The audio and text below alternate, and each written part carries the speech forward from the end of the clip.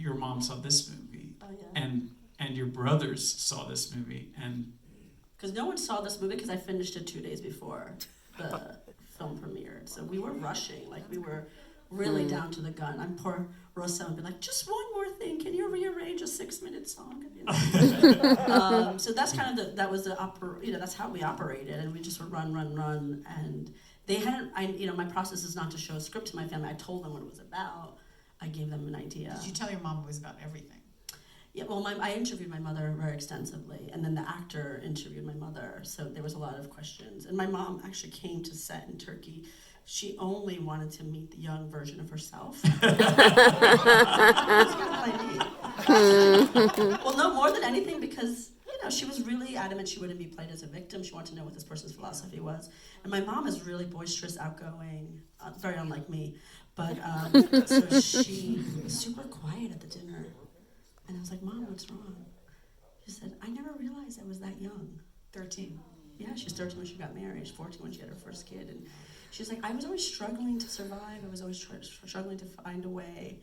And it was really disarming for her to see how young.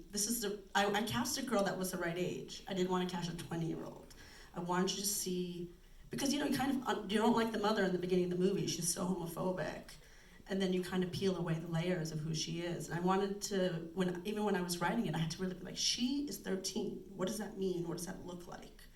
So for me as a director, I needed an actual 13-year-old. She turned 14 during the shooting of the film, but it was really an emotional thing. And how did that change your relationship with your mom?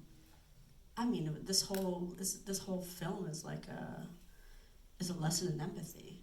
Right, and I think it's a lesson in understanding people who are not like us, and who don't have the same opinions of us as us. But we can, it's also about understanding our history and, the trauma that gets passed down from generation to generation and how to break that. But more than anything, it's like to understand that you can be different than someone and still love them and still find a way to accept that, and find a way. Maybe you're not so different. Yeah. Actually, probably not, but don't tell anybody.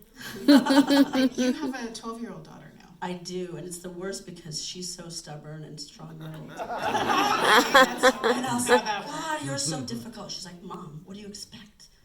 You raised me that way. I'm like, you got me, okay.